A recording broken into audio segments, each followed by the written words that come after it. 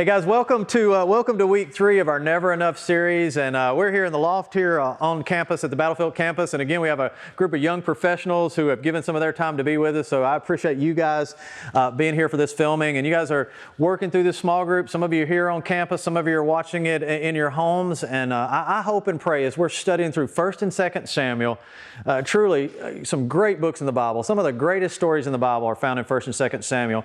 I'm really hoping and praying God's teaching you some really cool things. And you know, in this series, we're looking at all these characters, but we're looking at them through a different lens.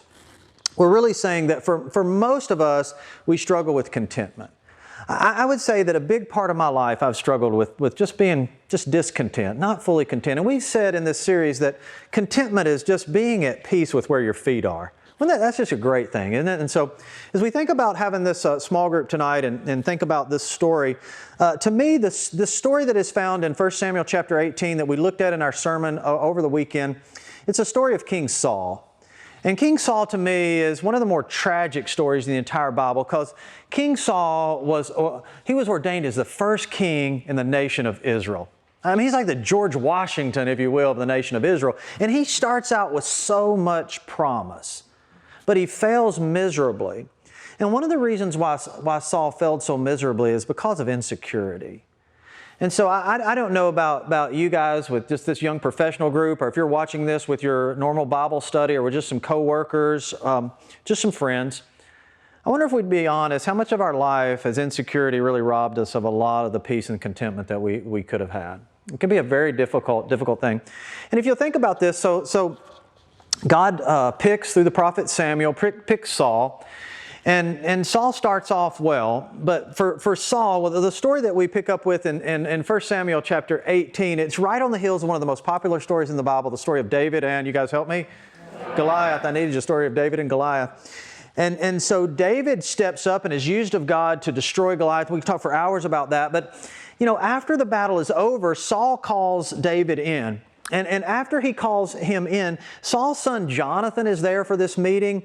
And when Jonathan hears David speak and gets to know David just a little bit, the scripture says that he just really falls in love with this guy, and he loves him like a brother. And Jonathan has more to lose than anybody in this story, because Jonathan should have been the next king in Israel.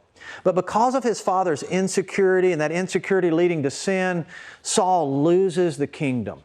And nobody in his family is going to get to follow in his footsteps.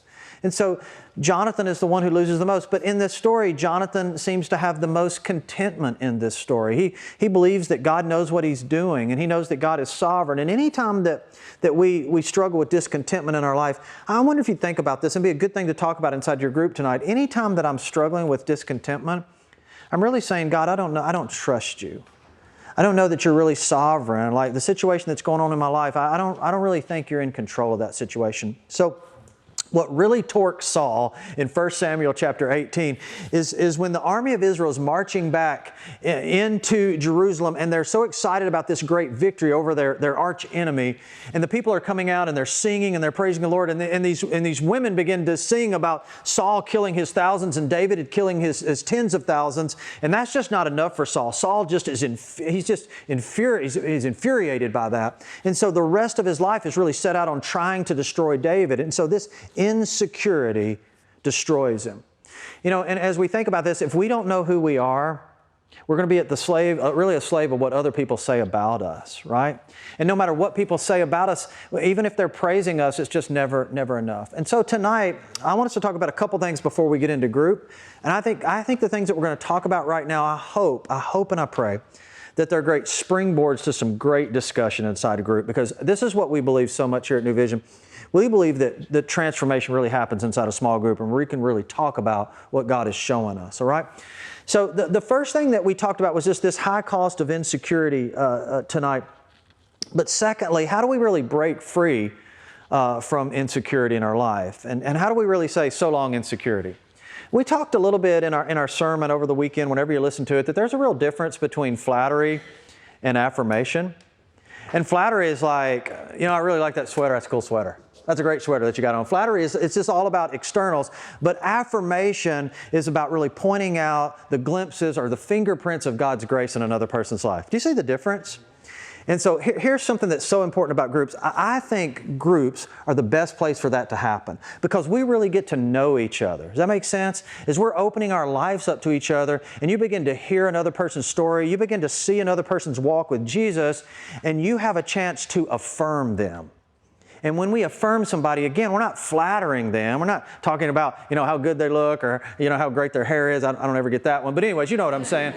We get a chance to point out evidence of God's grace. I'm seeing a level of faithfulness in your life. I'm seeing some consistency. Man, you're here just week after week. I see that consistency. And that's what really encourages someone. So I'm going to challenge you to think about how can we in our group begin to know each other at such a level that we can really begin to affirm each other and not just flatter each other. Now, the second thing we talk about, if you want to break free from insecurity, you really have to know what God says about you.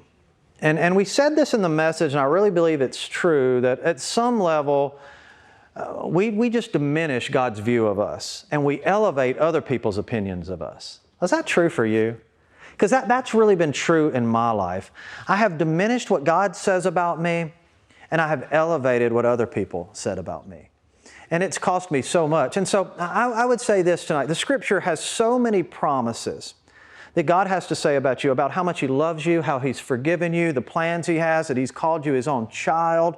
Those are incredible, incredible promises. And if you remember from the sermon, what gives me value in my life is the person that is ascribing me worth, right? You remember we looked at that $100 bill. And do you remember that $100 bill? The paper and the ink's only worth about 14 cents.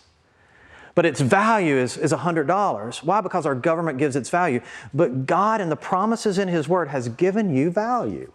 What He says about you matters. Does that make sense? And so when I really understand that, then I'm going to really grow. Now here's what I would challenge you inside group, and this is why this is so important. We're all going to have difficult days, aren't we?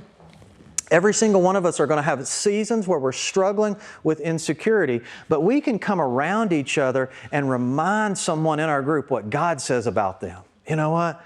Listen, I know that you feel down tonight, but you're a child of the King. That's important. That means you're an heir to the promises of God, right? I know that you feel defeated in your career, but the Scripture says that we're more than conquerors. The victory that Jesus won is the victory that we have. And so we can really remind each other of those truths. Sometimes we find ourselves in our life and we need people to speak truth into us because we just can't do it in that time. And then the last thing, and I'm going to close up because I really want to give you guys time for your group tonight to interact. This is a part that I just have not known about insecurity. I mean, everything I've said up to this point, I've heard hundreds of messages on them. It's really not anything new. Now, I may not be living that out, but I've heard that. What I really haven't thought about is it's a little bit more than just knowing what God says about me. I have to get to a place where I'm declaring the right things back to Him about who He is. This is the irony about contentment. This is the part of it that nobody talks about. Contentment is not just found in believing the right things about us. Contentment is found when we start declaring the right things about Him. You see? And so I know this is weird and you guys are going to laugh, hopefully not too much because I would really ruin the video, but in so many groups start off and we start off with prayer requests. And listen, if you're watching, nothing wrong with that. If you've already done that in your group, that's cool. We should pray for each other. But wonder if we changed it up. Wonder if we said, hey, tonight, I just want to talk about some praises. I want to hear what God's doing in your life tonight. What's God done in your life this week? And let's just spend that first 10, 15 minutes just praising Him for His faithfulness. Man, last night in my group was one of the best nights we've had in our group, and it started, and I was ready to get into studying the Word, right? So I'm starting, and a guy says, hey, Pastor Brady, can I just say this? I just got to tell you that this week, my 19-year-old son said a forever yes to Jesus. He's going to be baptized, and we're just really cool. And so it just changed the dynamic of the group that a kid who was far from God, and God had rescued him, he come to faith in God. We started praising God. And so contentment, sometimes it's in the last place that you would ever look. It's not just in believing the right things about who you are, but it's taking some time in your life every single day and declaring the right things about who God is. And when you do that, the supernatural element of our faith comes into play and we begin to live a different life, a life of some contentment. And so that's what I want for you, because you know what? You can have people say all kinds of things about you, good things, but that is never enough. But when you know what He says about you and then you start sharing what you know about Him, it begins to be enough. And that's what I want for you guys. Thank you so much for being a part of this. I hope you guys all have a great time in your group tonight. I hope there's some really good discussion that really sets you free to be able to say in your life, so long insecurity.